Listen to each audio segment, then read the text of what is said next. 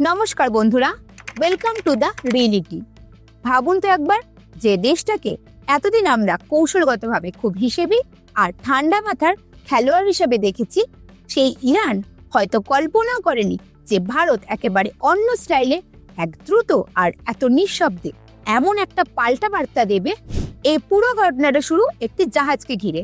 Liberian পতাকা বহন করা একটি জাহাজ ভারতের দিকে আসছিল, আর ঠিক সেই সময় মাঝ সমুদ্রে হঠাৎ করেই ইরানের নৌবাহিনী সেটিকে থামিয়ে দেয়। শুধু থামানোই নয়, বিভিন্ন রিপোর্ট অনুযায়ী সতর্কতামূলক গুলিও চালানো হয়। এরপর ইরানের সশস্ত্র বাহিনীর সদস্যরা জাহাজে উঠে সেটিকে নিজেদের নিয়ন্ত্রণে নিয়ে নেয়। এখানেই বিষয়টা অস্বাভাবিক হয়ে ওঠে, কারণ আন্তর্জাতিক সামুদ্রিক নিয়ম অনুযায়ী কোনো বিদেশি জাহাজকে আটকালে সংশ্লিষ্ট দেশকে সঙ্গে সঙ্গে জানানো বাধ্যতামূলক, কিন্তু এখানে ভারতকে কোনো সরাসরি তথ্য দেওয়া হয়নি। ফলাফল খুব স্বাভাবিকভাবেই উত্তেজনা বাড়তে থাকে, কারণ এখনো পর্যন্ত পরিষ্কার নয় জাহাজটিকে কোথায় নিয়ে যাওয়া হয়েছে, নাবিকরা কেমন আছেন, তারা নিরাপদে আছে কিনা, এমনকি তাদের পরিবারের সঙ্গে বা ভারতের সঙ্গে যোগাযোগের কোনো সুযোগও দেওয়া হচ্ছে না। ফলে ঘটনাটা আরো সাধারণ তল্লাশি বলে মনে হচ্ছে না, বরং এটিকে একটি পরিকল্পিত চাপ সৃষ্টির কৌশল বলেই অনেকে মনে করছে, যেন ইরান এখানে কোনো কৌশলগত সুবিধা নেওয়ার চেষ্টা করছে। এই অবস্থায় ভারতও কিন্তু চুপ করে বসে থাকেনি, খুব হিসেবে কিন্তু দ্রুতভাবে প্রতিক্রিয়া দিয়েছে। একদিকে ভারতীয় নৌবাহিনীকে উচ্চ সতর্কতায় রাখা হয়েছে, যাতে পরিস্থিতি খারাপ হলে সঙ্গে সঙ্গে ব্যবস্থা নেওয়া যায়। অন্যদিকে কূটনৈতিক স্তরেও নিঃশব্দে একটি স্পষ্ট বার্তা পাঠানো হয়েছে, এই পরিস্থিতি দ্রুত পরিষ্কার না হলে পরবর্তী পদক্ষেপও আরো কঠোর হয়ে যাবে। আর ঠিক এখানেই আসে আসল মোড়, বাণিজ্যের মাধ্যমে চাপ সৃষ্টি। বাইরে থেকে ছোট মনে হলেও বাস্তবে এটি একটি বড় কৌশলগত হাতিয়ার।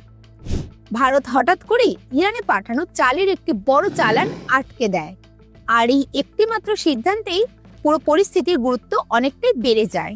প্রতি বছর ভারত থেকে হাজার হাজার কোটি টাকার চাল ইরানে রপ্তানি করা হয়। বিশেষ করে বাসমতি চালের ক্ষেত্রে ইরান অনেকটাই ভারতের ওপর নির্ভরশীল। অনেক সময় এমনও হয়েছে ইরান একাই ভারতের মোট বাসমতির রপ্তানি প্রায় 20% পর্যন্ত কিনেছে। এমনকি আন্তর্জাতিক নিষেধাজ্ঞার সময়ও ভারত মানবিক দৃষ্টিকোণ থেকে চাল সরবরাহ বন্ধ করেনি। মার্কিন চাপ থাকা সত্ত্বেও এই বাণিজ্য চালু ছিল, কিন্তু এখন পরিস্থিতি বদলাতে শুরু করেছে। এর কারণ সাম্প্রতিক ঘটনাগুলো।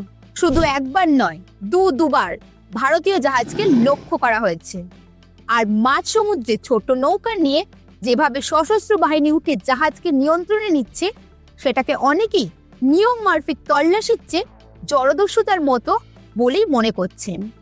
আর এই ধারণাটাই ভারতকে সবচেয়ে বেশি নাড়া দিয়েছে। এবার ভারত সরাসরি সামুদ্রিক সংঘাতে না গিয়ে অর্থনৈতিক চাপের পথ বেছে নিয়েছে। যে চালানটি এখন আটকে রাখা হয়েছে সেটি নাকি 7ম চালান। তার আগে 6টি চালান ইতিমধ্যে ইরানে পৌঁছে গেছে। অর্থাৎ ভারত পুরোপুরি বাণিজ্য বন্ধ করেনি, কিন্তু খুব পরিষ্কার একটি বার্তা নিয়েছে, এখন আর সবকিছু আগের মতো স্বাভাবিকভাবে চলবে না। এখন যদি ইরানের ভেতরের পরিস্থিতির দিকে তাকান, তাহলে খুব সহজেই বোঝা যায় কেন এই পদক্ষেপটা এতটা গুরুত্বপূর্ণ।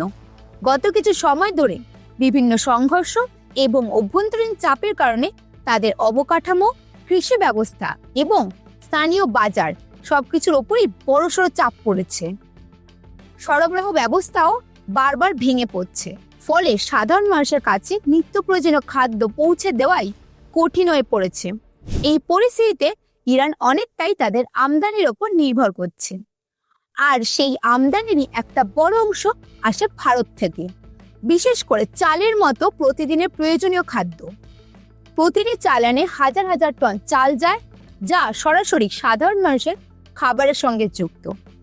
এখন যদি হঠাৎ করেই সেই সরবরাহ ধীরে ধীরে কমে যায় বা পুরোপুরি বন্ধ হয়ে যায়, তাহলে তার প্রভাব সরাসরি পড়বে সাধারণ মানুষের দৈনন্দিন জীবনে। বাজারের দাম বাড়বে, জিনিসপত্রের অভাব দেখা দেবে, আর ঘরে ঘরে অস্থিরতা বাড়বে। আর এখানেই আসল বিষয়টা লুকিয়ে আছে।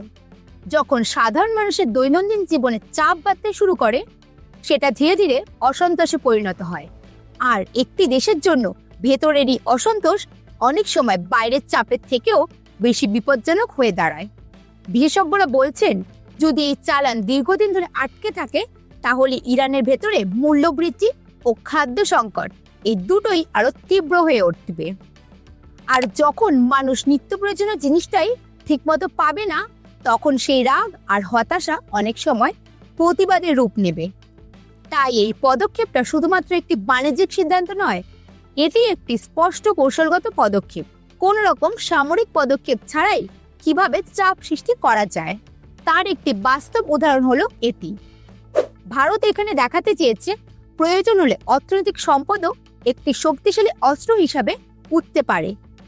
এখন আরও একটি গুরুত্বপূর্ণ দিক হলো, সরকারিভাবে ভারত জানিয়েছে এই চালান আটকে রাখার কারণ হচ্ছে হরমুজ প্রণালী এলাকায় বাড়তে থাকা ঝুঁকি এবং নিরাপত্তার উদ্বেগ। কিন্তু সময়টাকে লক্ষ্য করলে অনেক বিশ্লেষকরাই এটাকে সরাসরি সেই ঘটনার সঙ্গে যুক্ত করছেন যেখানে ভারতীয় জাহাজ আটকানো হয়েছিল। কারণ প্রশ্নটা খুব স্বাভাবিক, যদি এতই ঝুঁকি থাকতো তাহলে আগের 6টি জাহাজ কোনো সমস্যা ছাড়াই পৌঁছে গেল কিভাবে? এই প্রশ্নটাই এখন বারবার উঠছে।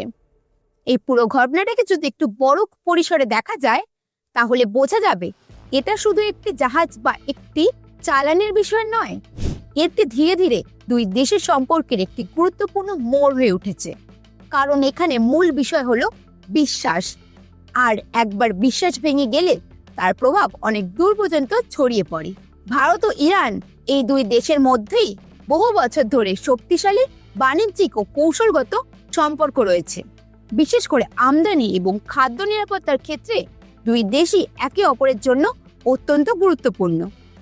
কিন্তু এই ঘটনার পর প্রথমবারের মতো মনে হচ্ছে ভারত এখন নিজের স্বার্থ নিয়ে অনেক বেশি কঠোর হতে শুরু করেছে। আর এই পরিবর্তন ভবিষ্যতে আরো স্পষ্টভাবে সামনে আসতে পারে।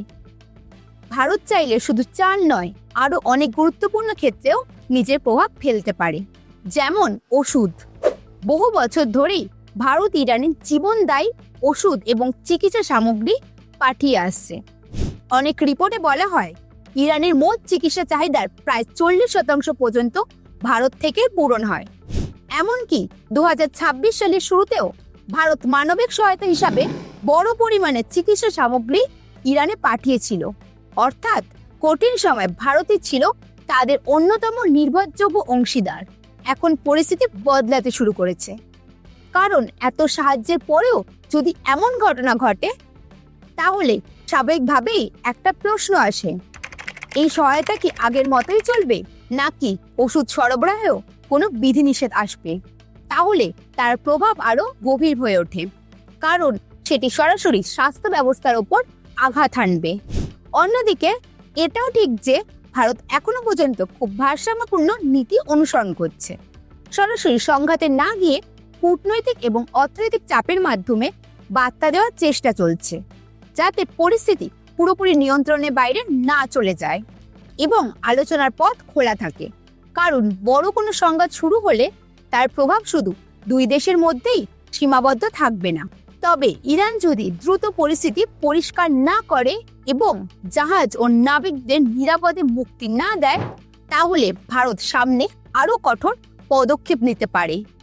যেমন সমুদ্র নিরাপত্তা আরো জোরদার করা, বাণিজ্যে আরো কড়াকড়ি আনা, এমনকি আন্তর্জাতিক মঞ্চে বিষয়টাকে তোলা। তখন এই পরিস্থিতি আরো বড় আকার নিতে পারে। সব মিলিয়ে ভারত এবার যে পদক্ষেপটা নিয়েছে সেটা শুধু একটি সতর্কবার্তা, অন্যদিকে একটি বুদ্ধিদীপ্ত কৌশলগত সিদ্ধান্ত। এর মাধ্যমে স্পষ্ট করে বলে দেওয়া হচ্ছে ভারত এখন শুধু প্রতিক্রিয়া জানাচ্ছে না, পরিস্থিতি বুঝে খেলার নিয়মও বদলাতে পারে। শেষ পর্যন্ত এই ঘটনাটি আমাদের সামনে একটি গুরুত্বপূর্ণ বিষয় পরিষ্কারভাবে বুঝিয়ে দেয়। আজকের বিশ্বে শক্তি শুধু সামরিক ক্ষমতা দিয়ে মাপা হয় না, অর্থনৈতিক শক্তি এবং বুদ্ধিদীপ্ত কৌশলগত মাধ্যমেও একটি দেশ কতটা শক্তিশালী তা প্রমাণ করা যায়। আর এই পুরো ঘটনায় সেই বাস্তব ছবিটাই ধীরে ধীরে সামনে আসছে। বন্ধুরা, এই বিষয়ে আপনারা কি ভাবছেন অবশ্যই কমেন্টে জানাবেন। আজকের ভিডিওটা আমরা এখানেই শেষ করছি। ভিডিওটা ভালো লাগলে ভিডিওটাতে একটা লাইক করতে ভুলবেন না, বন্ধুদের সঙ্গে শেয়ার করুন, আর চ্যানেলে যদি নতুন হয়ে থাকেন চ্যানেলটাকে সাবস্ক্রাইব করে পাশের বেল আইকনটিকে অল করতে ভুলবেন না। দেখা হবে পরের ভিডিওতে। জয় হিন্দ, জয় ভারত।